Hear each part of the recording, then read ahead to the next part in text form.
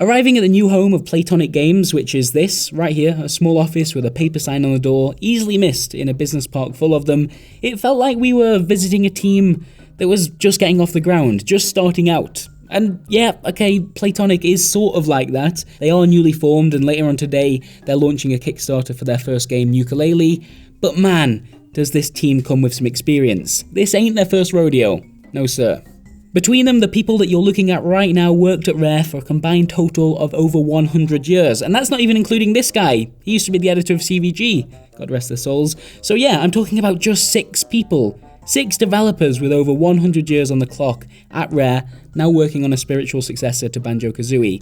And well, that's got a few people paying attention. We are going to have some very early pre-alpha footage of Yooka-Laylee to show you later on today, which is exciting, but before that happens, I think it's worth talking with the team themselves. There's history here, and that's going to play a big part in the success or the failure of their crowdfunding efforts. So let's tap into that. Starting with this fella, Chris Sutherland. We just talked about that combined total of 100 plus years at Rare, right? Well, Chris here is individually responsible for 25 of them.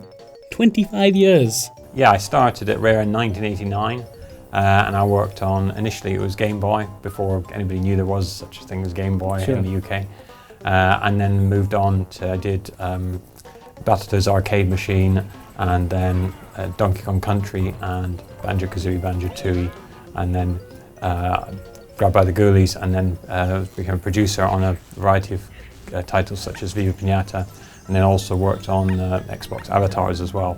Now, an interesting thing about Chris, okay, his long history in game development is quite interesting, I'll give you that. Another interesting thing about Chris is that whilst he was at Rare, he was the voice talent for a bunch of their characters, including Banjo and Kazooie, as well as one of the announcers from Killer Instinct.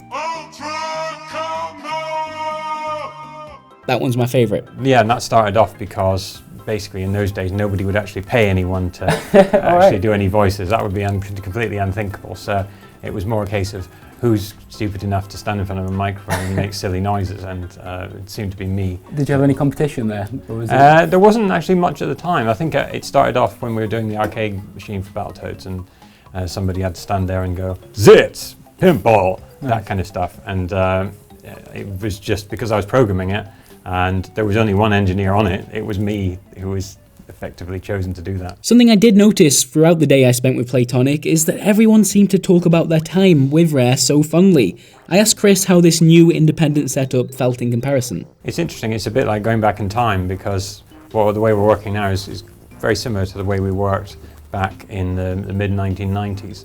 So where we work by basically sharing ideas, and we try something out first, so there'd be less written down documentation, and it'd be more kind of discussions and putting stuff together in that way. So, but that's really a kind of side effect of the fact that you've got a smaller team as well, because if you've got a team of 100 people, you can't just say, go and try some stuff and see what happens, because you'll get a kind of interesting chaos which happens. So you need to have something for those people to do, so you then end up planning ahead for those people, and then as a side effect of that, you then end up having to write documentation, etc., and then that has to be approved because there's like going to be 50 people going to work on it. Whereas here, if somebody's going to try something for a morning, that's quite a bit.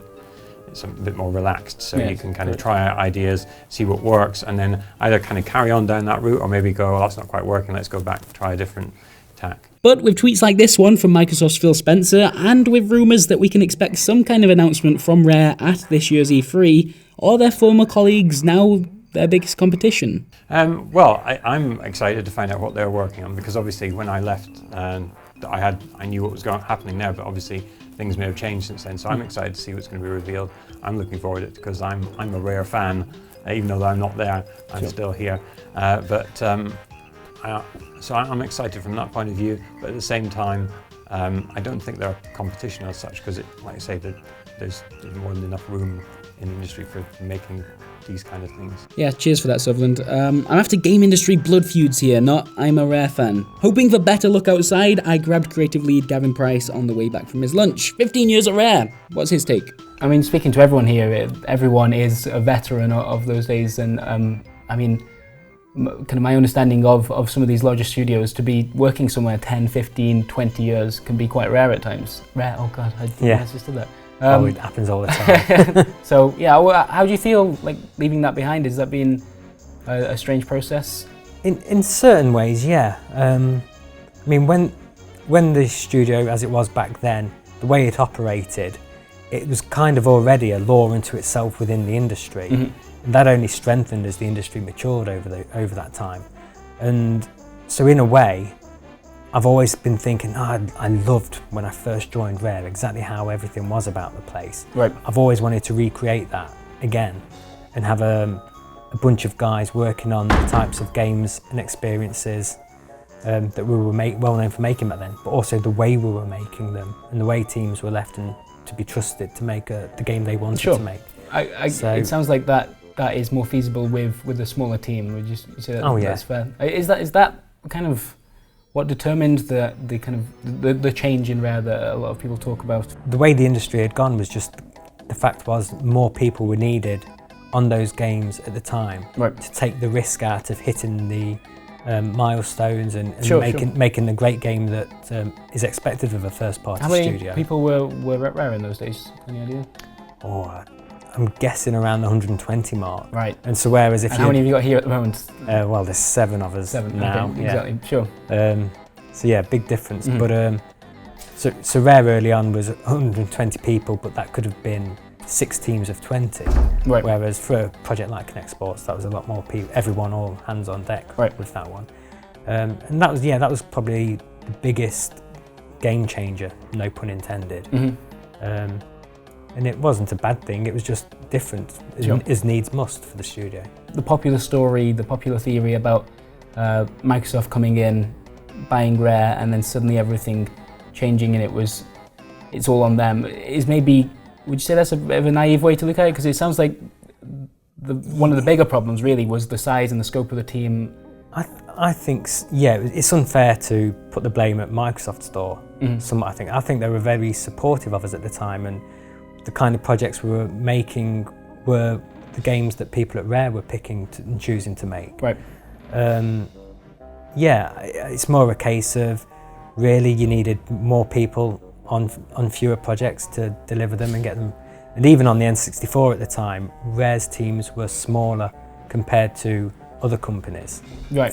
Even at that point in time. So yeah, it's a case of the business inside of the industry kind of forced some changes, which depending on how you like to work, kind of changes things for you. Is that going to be something that you guys are going to be cautious of with this team? I think it's looking like if your Kickstarter campaign is as successful as you'd like it to be, the team here is going to expand in some way. Are you cautious of kind of replicating that scenario, getting too big, losing that kind of individual feel that you're after? There's definitely a sweet spot we're aiming for in terms of team size and types of games we want to make. It's very much the case that we want to keep it a nice, friendly, cool, fun environment of making games where everyone has fun, everyone gets a say. You don't have to run it past tons of different key decision makers or people like that. We're in full control of everything we do. Sure. We're very conscious, and that moving forwards, we kind of would like to have a second team set up as well, which can remain small whilst another team finishes their project, and then when that team's finished with that project, some of those people can join the second team, and then that project can gain momentum whilst then another small team get a second game ready. So we could be, off the success of Project Yooka-Laylee, we could be having 2 teams kind of waterfalling releases one after the other. Right. One game a year coming out from us. That's the kind of aim we want to be. Sure. But with very small focused teams, and with Unity as well, you can achieve a lot more game and gameplay with smaller teams than you could before. You don't have to worry about the overhead of maintaining your engine and your technology to keep up with the ideas you want. It's great for us that we can just all be focused on the gameplay itself. I'm going to go out on a limb and say that you probably have some idea of what they're working on. Is that kind of informed your own plans? Are you worried about a clash in terms of the game that you're working on and the game they're working on competing for the same markets, or is that not really? Not at all. No. I think people will be really surprised when Grab by the Ghoulies 2 is announced and comes out. No, we know what they're working on. It's not, at the end of the day, whatever you're working on, there might be a company somewhere in the world who the day before you announce might be ready to announce the same, pretty much, a very similar game. You can't go around letting what other people, sure, whether it's Rare or whoever, dictate what you want to go and do. We just focus on, this is the game we love to make, this is how we love making games, focus on ourselves and do the best we can with that. But there is like a big rivalry, yeah? You guys gonna have a fight or something? I can't wait to see what they're working on myself now. I've always been a Rare fan, before I got in the industry, still am now. So yeah, I'm really looking forward to what they're doing next. I'm not gonna get a NeoGAF thread with these kind of answers. Oh well, I hope you enjoyed this brief look at Playtonic before their crowdfunding begins properly in just a few hours. We've talked about Kickstarter in the past here, and how a huge part of that dynamic comes down to trust between the backers and obviously the people they're backing.